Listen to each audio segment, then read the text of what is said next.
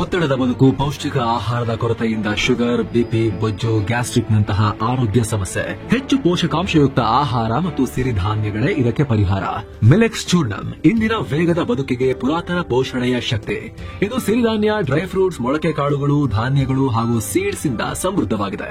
ಬನ್ನಿ ಮತ್ತೆ ಸಾಂಪ್ರದಾಯಿಕ ಸಿರಿಧಾನ್ಯಗಳಿಗೆ ಹಿಂದಿರುಗೋಣ. ಆರ್ಡರ್ ಮಾಡಲು ಲಿಂಕ್ ಡಿಸ್ಕ್ರಿಪ್ಷನ್ ಮತ್ತು ಪಿನ್ ಕಾಮೆಂಟ್ ನಲ್ಲಿದೆ.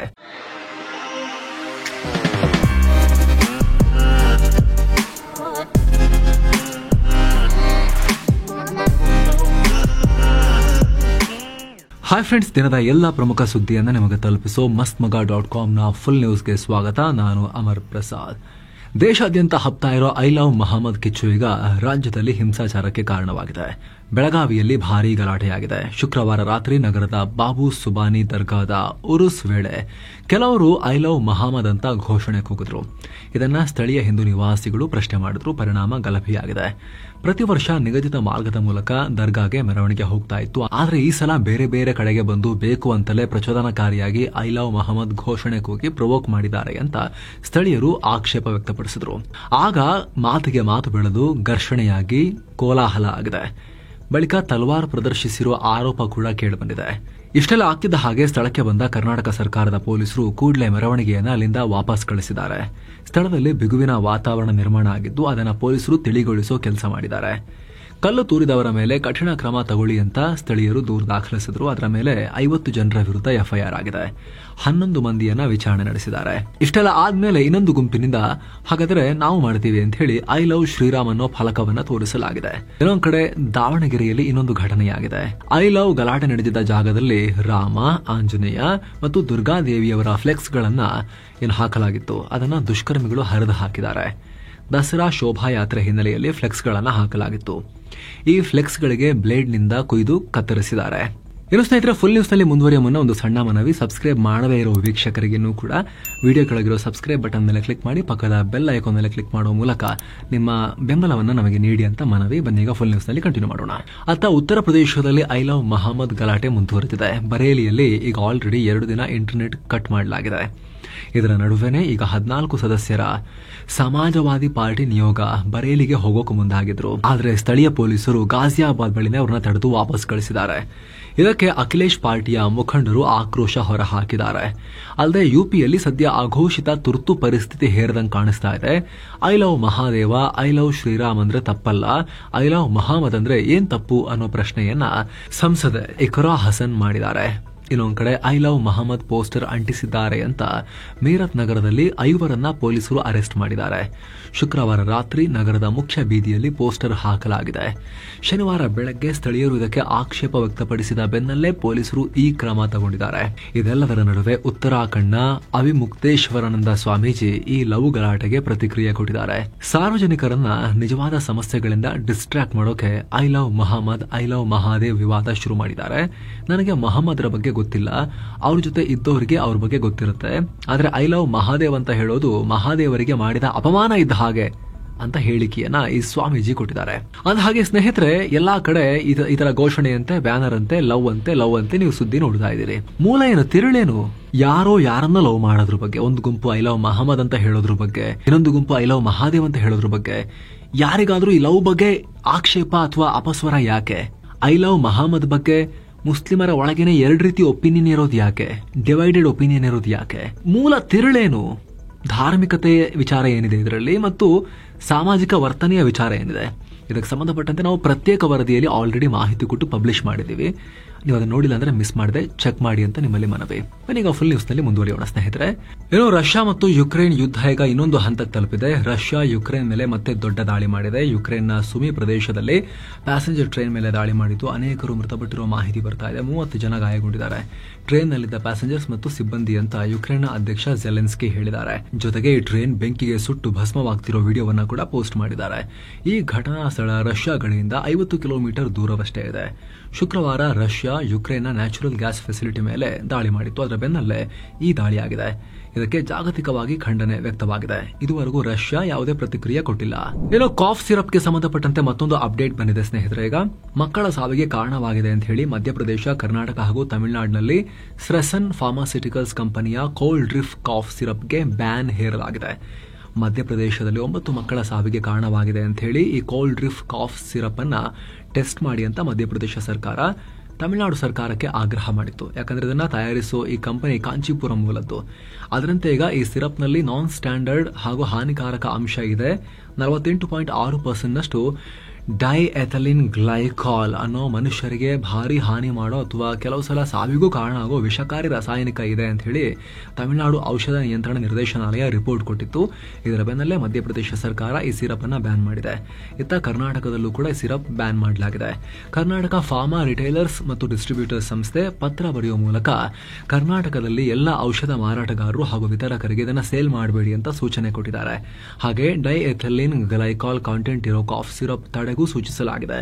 ಅತ್ತ ತಮಿಳುನಾಡಿನಲ್ಲೂ ಇದನ್ನ ನಿಷೇಧಿಸಲಾಗಿದೆ.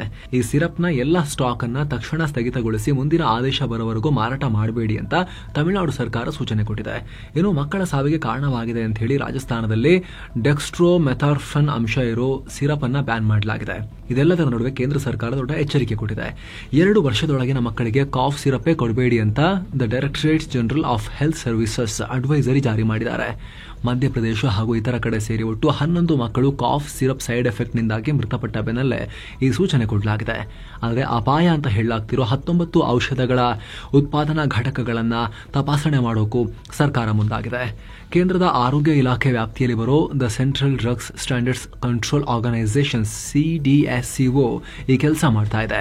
ಭಾರತದ ಉನ್ನತ ನಾಯಕರಿಂದ ಪಾಕಿಸ್ತಾನಕ್ಕೆ ಎಚ್ಚರಿಕೆಯ ಪರ್ವ ಮುಂದುವರೆದಿದೆ. ಈಗ ರಕ್ಷಣಾ ಸಚಿವ ರಾಜನಾಥ್ ಸಿಂಗ್ ಮತ್ತೆ ಭಾರತದ ಆಪರೇಷನ್ ಬಗ್ಗೆ ಮಾತನಾಡಿದ್ದಾರೆ.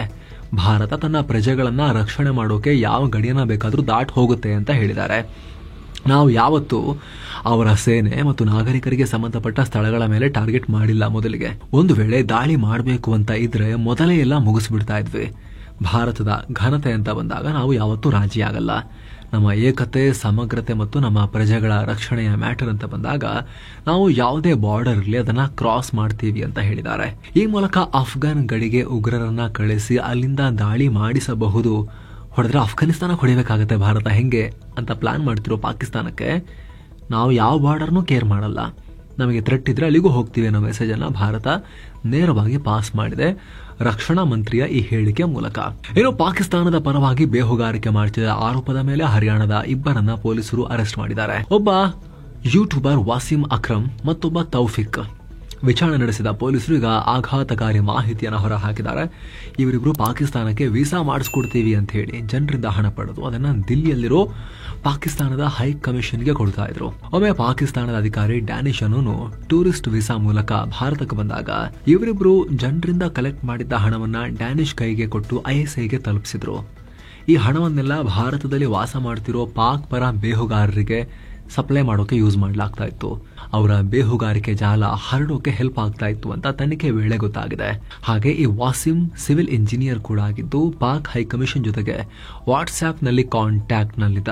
ಸುಮಾರು 4-5 ಲಕ್ಷ ರೂಪಾಯಿಯನ್ನ ISIಗೆ ಟ್ರಾನ್ಸ್ಫರ್ ಮಾಡಿಸೋಕೆ ಹೆಲ್ಪ್ ಮಾಡಿದ್ದಾನೆ. ಒಂದಿಷ್ಟು ಕ್ಯಾಶ್ ಪೇಮೆಂಟ್ ಕೂಡ ಆಗಿದೆ ಅಂತ ತನಿಖೆಯಲ್ಲಿ ಬಯಲಾಗಿದೆ. ಇನ್ನೊಂದ್ ಕಡೆ ಜಮ್ಮು ಕಾಶ್ಮೀರದಲ್ಲಿ ಪೊಲೀಸರು ಉಗ್ರ ವಿರೋಧಿ ಕಾರ್ಯಾಚರಣೆ ಶುರು ಮಾಡಿದ್ದಾರೆ. ಸಜದ್ ಅಹಮದ್ ಶೇಖ್ ಅನ್ನೋ ಉಗ್ರನ ಕುಟುಂಬಕ್ಕೆ ಸೇರಿದ್ದು ಎನ್ನಲಾದ 2 ಕೋಟಿ ಮೌಲ್ಯದ ಆಸ್ತಿಯನ್ನ ಶ್ರೀನಗರ ಪೊಲೀಸರು ಮುಟ್ಟುಗೋಲು ಹಾಕಿದ್ದಾರೆ. ಈ ಪ್ರಾಪರ್ಟಿಯನ್ನ ಶ್ರೀನಗರದ ಕುಶಿಪೋರಾದ ರೋಸ್ ಅವೆನ್ಯೂನಲ್ಲಿದ್ದ ಉಗ್ರ ಗೌಲ್ ಭಯೋತ್ಪಾದನಾ ಚಟುವಟಿಕೆಗಳಿಗೆ ಬಳಸ್ತಾ ಇದ್ದ ಅಂತ ಹೇಳಲಾಗಿದೆ. ಇತ್ತ ಮಣಿಪುರದ 3 ಜಿಲ್ಲೆಗಳಲ್ಲಿ 10 ಉಗ್ರಗಾಮಿಗಳನ್ನ ಬಂಧಿಸಲಾಗಿದೆ. ಇವರೆಲ್ಲ ನಿಷೇಧಿತ ಸಂಘಟನೆಗಳಿಗೆ ಸೇರಿದ್ದು ಕಳೆದ ಕೆಲ ದಿನಗಳಿಂದ ಭದ್ರತಾ ಪಡೆಗಳು ನಡೆಸಿದ ಪ್ರತ್ಯೇಕ ಕಾರ್ಯಾಚರಣೆಯಲ್ಲಿ ಹಿಡಿದು ಹಾಕಲಾಗಿದೆ. ಇದೇ ವೇಳೆ ಚುರ್ಚಾಂದಾಪುರ ಜಿಲ್ಲೆಯ ಕಾಡಿನಲ್ಲಿ ಅಡಗಿದ ಸೀನಿಯರ್ ಕಮಾಂಡರ್ ಅನ್ನ ಕೂಡ ಅಸ್ಸಾಂ ರೈಫಲ್ಸ್ ಹಿಡಿದು ಹಾಕಿದೆ. ಇನ್ನು 2021ನೇ ಸಾಲಿನ ರಾಜ್ಯ ಚಲನಚಿತ್ರ ಪ್ರಶಸ್ತಿ ಘೋಷಣೆಯಾಗಿದೆ. ರಕ್ಷಿತ್ ಶೆಟ್ಟಿ ಅವರ ಚಾರ್ಲಿ ನಟನೆಗೆ ಅತ್ಯುತ್ತಮ ನಟ ಮತ್ತು ಮ್ಯೂಟ್ ಸಿನಿಮಾದ ನಟನೆಗೆ ಅರ್ಚನಾ ಜೋಯಿಸ್ ಅವರಿಗೆ ಅತ್ಯುತ್ತಮ ನಟಿ ಪ್ರಶಸ್ತಿ ಸಿಕ್ಕಿದೆ. ಇನ್ನು ಅತ್ಯುತ್ತಮ ಚಿತ್ರವಾಗಿ ದೊಡ್ಡಹಟ್ಟಿ ಬೋರೇಗೌಡ ಸಿನಿಮಾ ಹೊರಹೊಮ್ಮಿದ್ರೆ ಭಾರತದ ಪ್ರಜೆಗಳಾದ ನಾವು ವಿಶೇಷ ಸಾಮಾಜಿಕ ಕಾಳಜಿ ಚಿತ್ರವಾಗಿ ಮೂಡಿಬಂದಿದೆ. ಕೇಕ್ ಸಿನಿಮಾಗೆ ಅತ್ಯುತ್ತಮ ಮಕ್ಕಳ ಚಿತ್ರ ಪ್ರಶಸ್ತಿ ಲಭಿಸಿದೆ. ಪರಪ್ಪನ ಅಗ್ರಹಾರ ಜೈಲಿನಲ್ಲಿ ಮತ್ತೆ ರೌಡಿಗಳಿಗೆ ರಾಜಾತಿಥ್ಯ ಕೊಡ್ತಿರೋ ವಿಚಾರ ಬಯಲಾಗಿದೆ. ಸುಪ್ರೀಂ ಕೋರ್ಟ್ ಅಷ್ಟೆಲ್ಲ ಜಾಡಿಸಿ ಮಾತಿನ ಮೂಲಕ ಉದ್ರು ಕೂಡ ಮರ್ಯಾದೆ ಬಿಟ್ಟಿಲ್ಲ. ಇವರು ಜೈಲಿನ ಸಿಬ್ಬಂದಿ ಮತ್ತೆ ಅಲೋ ಮಾಡ್ತಿದ್ದಾರೆ. Rowdy sheeter Srinivas alias Gubbachchi ಸೀನಾನೋನು ಜೈಲಲ್ಲೇ ಬರ್ತ್ಡೇ ಸೆಲೆಬ್ರೇಟ್ ಮಾಡ್ಕೊಂಡಿರೋದು ವೈರಲ್ ಆಗಿದೆ. ಫೋಟೋ ತೆಗೆದು ಆತನ ಶಿಷ್ಯಂದರು ವೈರಲ್ ಮಾಡಿದ್ದಾರೆ. ಜನ ಈಗ ಇದನ್ನ ಇಟ್ಕೊಂಡು ಪರಮೇಶ್ವರ್ ಅವರಿಗೆ ಟ್ಯಾಗ್ ಮಾಡಿ ಕೇಳ್ತಾ ಇದ್ದಾರೆ, ಇದು ಗೊತ್ತಾ ನಿಮಗೆ, ಇದಾದ್ರೂ ಗೊತ್ತಾಗಿದೆಯಾ, ಗಮನಕ್ಕೆ ಬಂದಿದ್ಯಾ ಅಂತ ಕೇಳ್ತಾ ಇದ್ದಾರೆ ಪರಮೇಶ್ವರ್ ಅವರಿಗೆ, ಗೃಹ ಮಂತ್ರಿ ಅವರಿಗೆ. ಏನೋ ಅರಬ್ಬಿ ಸಮುದ್ರದಲ್ಲಿ ಶಕ್ತಿ ಚಂಡಮಾರುತದ ಶಕ್ತಿ ತೋರ್ಪಡಿಕೆ ಶುರುವಾಗಿದೆ. ಈಗ ಮುಂದಿನ ದಿನಗಳಲ್ಲಿ ಪಕ್ಕದ ಮಹಾರಾಷ್ಟ್ರದಲ್ಲಿ ಭಾರಿ ಮಳೆಯಾಗುತ್ತೆ. ಆಲ್ರೆಡಿ ಕರ್ನಾಟಕ ಮಹಾರಾಷ್ಟ್ರ ಬಾರ್ಡರ್ನಲ್ಲೆಲ್ಲ ಹೆವಿ ಮಳೆ, ಮುಂಬೈನಲ್ಲೆಲ್ಲ ಮಳೆಯಿಂದ ಬಹಳ ಅನಾಹುತ ಆಗೋಗಿದೆ. ಈಗ ಮತ್ತೆ ಹೆವಿ ಮಳೆ ಅಂತ ಹೇಳಿ ಮಾಹಿತಿ ಭಾರತೀಯ ಹವಾಮಾನ ಇಲಾಖೆ ಅಲರ್ಟ್ ಕೊಟ್ಟಿದೆ. ಅಗೇನ್ ಮುಂಬೈ, ಥಾಣೆ, ಪಾಲ್ಘರ್, ರಾಯಗಢ್, ರತ್ನಗಿರಿ, ಸಿಂಧುದುರ್ಗ ಜಿಲ್ಲೆಗಳಲ್ಲಿ ಅಕ್ಟೋಬರ್ 7ರವರೆಗೆ ಹೈ ಅಲರ್ಟ್. ಉತ್ತರ ಮಹಾರಾಷ್ಟ್ರ ಅಂದರೆ ನಾಶಿಕ್ ಡಿವಿಷನ್ನಲ್ಲಿ 45ರಿಂದ 65 ಕಿಲೋಮೀಟರ್ ವೇಗದಲ್ಲಿ ಗಾಳಿ ಬೀಸ್ತಾ ಇದೆ. ಹೀಗಾಗಿ ಎಲ್ಲರೂ ಅಲರ್ಟ್ ಆಗಿರಿ ಅಂತ ಅಧಿಕಾರಿಗಳು ಹೇಳಿದ್ದಾರೆ. ಏನು ಕರ್ನಾಟಕದ ಹಲವು ಕಡೆ ಮುಂದಿನ 24 ಗಂಟೆ ಸಾಧಾರಣ ಮಳೆಯಾಗೋ ಸಾಧ್ಯತೆ ಇದೆ ಅಂತ ಹೇಳಿ ಇಲ್ಲೂ ಕೂಡ ಅಲರ್ಟ್ ಇದೆ. ಬೀದರ್, ಕಲಬುರಗಿ, ಯಾದಗಿರಿ, ರಾಯಚೂರು, ಕರಾವಳಿ ಕರ್ನಾಟಕ ಹಾಗೂ ಬೆಂಗಳೂರು ಸುತ್ತಮುತ್ತ ಸೇರಿದ ಹಾಗೆ ಹಳೆ ಮೈಸೂರು ಭಾಗದಲ್ಲಿ ಯೆಲ್ಲೋ ಅಲರ್ಟ್ ಇದೆ. ಏನೋ ರಾಷ್ಟ್ರೀಯ ಭದ್ರತಾ ಸಲಹೆಗಾರ ಅಜಯ್ ದೋವಲ್ ಅವರು ಬ್ರೆಜಿಲ್ ಅಧ್ಯಕ್ಷರ ವಿಶೇಷ ಸಲಹೆಗಾರ ಸೆಲ್ಸೋ ಲೂಯಿಸ್ ನ್ಯೂನ್ಸ್ ಅಮೋರಿಮ್ ಅವರನ್ನ ದಿಲ್ಲಿಯಲ್ಲಿ ಮೀಟ್ ಆಗಿದ್ದಾರೆ.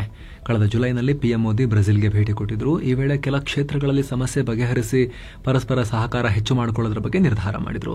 ಅದರ ಪ್ರಗತಿ ಕುರಿತು ಇಬ್ಬರು ಅಧಿಕಾರಿಗಳು ಇಂಪಾರ್ಟೆಂಟ್ ಡಿಸ್ಕಷನ್ ನಡೆಸಿದ್ದಾರೆ. ಏನು ಈ ಅಮೋರಿಮ್ ವಿದೇಶಾಂಗ ಸಚಿವ ಎಸ್ ಜೈಶಂಕರ್ ಅವರನ್ನ ಕೂಡ ಮೀಟ್ ಮಾಡಿದ್ದಾರೆ. ಈ ವೇಳೆ ಪ್ರಸ್ತುತ ಜಾಗತಿಕ ವಿದ್ಯಮಾನ ಹಾಗೂ ಎರಡೂ ರಾಷ್ಟ್ರಗಳ ಸಹಕಾರವನ್ನ ಇನ್ನಷ್ಟು ಬಲಪಡಿಸುವ ಕುರಿತು ಮಾತುಕತೆ ನಡೆಸಿದ್ದಾರೆ. ಏನು ಆಸ್ಟ್ರೇಲಿಯಾ ವಿರುದ್ಧ ಮುಂದಿನ ಏಕದಿನ ಹಾಗೂ ಟಿ20 ಸರಣಿಗೆ ಟೀಂ ಇಂಡಿಯಾ ಪ್ರಕಟ ಆಗಿದೆ. ಏಕದಿನ ಸರಣಿಯಲ್ಲಿ ಮಹತ್ವದ ಬದಲಾವಣೆ ಮಾಡಲಾಗಿದೆ. ರೋಹಿತ್ ಶರ್ಮಾ ಬದಲು ಈ ಸಲ ಏಕದಿನ ಕ್ಯಾಪ್ಟನ್ಸಿಗೂ ಕೂಡ ಶುಭ್ಮನ್ ಗಿಲ್ ಅವರನ್ನ ಆಯ್ಕೆ ಮಾಡಲಾಗಿದೆ. ಜೊತೆಗೆ ಶ್ರೇಯಸ್ ಅಯ್ಯರ್ ಅವರಿಗೆ ವೈಸ್ ಕ್ಯಾಪ್ಟನ್ ಜವಾಬ್ದಾರಿ ಕೊಡಲಾಗಿದೆ. ಉಳಿದಂತೆ ರೋಹಿತ್ ಶರ್ಮಾ, ಕೊಹ್ಲಿ, ಅಕ್ಷರ್ ಪಟೇಲ್, ಕೆಎಲ್ ರಾಹುಲ್, ನಿತೀಶ್ ಕುಮಾರ್ ರೆಡ್ಡಿ, ವಾಷಿಂಗ್ಟನ್ ಸುಂದರ್, ಕುಲ್ದೀಪ್ ಯಾದವ್, ಹರ್ಷಿತ್ ರಾಣಾಗೂ ಅವಕಾಶ ಕೊಡಲಾಗಿದೆ. ಹಾಗೆ ಸಿರಾಜ್, ಮತ್ತೊಬ್ಬ ಕನ್ನಡಿಗ ಪ್ರಸಿದ್ಧ ಕೃಷ್ಣ, ಧ್ರುವ್ ಜುರೇಲ್, ಯಶಸ್ವಿ ಜೈಸ್ವಾಲ್ಗೆ ತಂಡದಲ್ಲಿ ಚಾನ್ಸ್ ಕೊಡಲಾಗಿದೆ.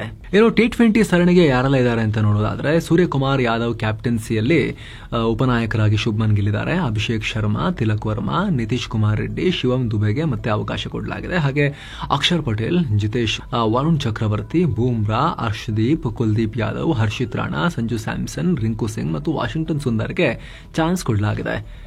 ಹಾಗೆ ಕಾಂಗರೂ ನಾಡಲ್ಲಿ ಭಾರತ ಆಸ್ಟ್ರೇಲಿಯಾ ನಡುವೆ ಅಕ್ಟೋಬರ್ 19ರಿಂದ 3 ಪಂದ್ಯಗಳ ಏಕದಿನ ಸರಣಿ ಶುರುವಾಗುತ್ತೆ.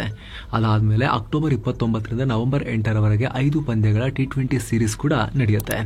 ಹೈಲೈಟ್ ಏನು ಅಂದ್ರೆ ವಿರಾಟ್ ಕೊಹ್ಲಿ ಬಳಿಕ ಶುಭ್ಮನ್ ಗಿಲ್ ಅವರನ್ನ ಉತ್ತರಾಧಿಕಾರಿಯಾಗಿ ಈಗ ಟೆಸ್ಟ್ ಟೀಮ್ಗಂತೂ ಆಯ್ಕೆ ಮಾಡಲಾಗಿತ್ತು. ಈಗ ಏಕದಿನಕ್ಕೂ ಕೂಡ ಆಯ್ಕೆ ಮಾಡಲಾಗಿದೆ. ಹಂತ ಹಂತವಾಗಿ ಶುಭ್ಮನ್ ಗಿಲ್ ಅವರನ್ನ ಆಲ್ ಫಾರ್ಮ್ಯಾಟ್ ಕ್ಯಾಪ್ಟನ್ ಆಗಿ ಬಿಸಿಸಿಐ ನೋಡ್ತಾ ಇದೆ. ಲಾಂಗರ್ ಪೀರಿಯಡ್ಗೆ ಮುಂದಿನ ಹಲವು ವರ್ಷಗಳ ಕಾಲಕ್ಕೆ ನೋಡ್ತಾ ಇದೆ ಅನ್ನೋದಿಲ್ಲಿ ಸ್ಪಷ್ಟವಾಗಿ ಕಾಣಿಸ್ತಾ ಇದೆ. ಸೊ ಫ್ರೆಂಡ್ಸ್, ಇದಾಗಿತ್ತು ಇವತ್ತಿನ ಫುಲ್ ನ್ಯೂಸ್. ನಾವು ಕುಯ್ದಿಲ್ಲ, ಎಳೆದಿಲ್ಲ, ಕಿರಿಚಾಡಿಲ್ಲ, ಬರೀ ಸುದ್ದಿ ರೀತಿಯಲ್ಲಿ ತಲುಪಿಸೋ ಪ್ರಯತ್ನವನ್ನ ಮಾಡಿದ್ದೀವಿ. ನಮ್ಮ ಈ ಪ್ರಯತ್ನ ನಿಮಗೆ ಇಷ್ಟ ಆಗ್ತಾ ಇದ್ರೆ ದಯವಿಟ್ಟು ಮಸ್ತ್ ಮಗ ಚಾನಲ್ಗೆ ಸಬ್ಸ್ಕ್ರೈಬ್ ಮಾಡಿ. ವಿಡಿಯೋ ಕೆಳಗಡೆ ಸಬ್ಸ್ಕ್ರೈಬ್ ಬಟನ್ ಇದೆ, ಅಲ್ಲೇ ಪಕ್ಕದಲ್ಲಿ ಬೆಲ್ ಐಕನ್ ಕೂಡ ಇದೆ, ಅದ್ರ ಮೇಲೆ ಕೂಡ ಕ್ಲಿಕ್ ಮಾಡಿ ಅಂತ ನಿಮ್ಮಲ್ಲಿ ನಮ್ಮ ಮನವಿ ಸ್ನೇಹಿತರೆ. Thank you so much. ಮತ್ತೆ ಭೇಟಿ ಆಗ್ತಿರೋಣ. ನಮಸ್ತೆ.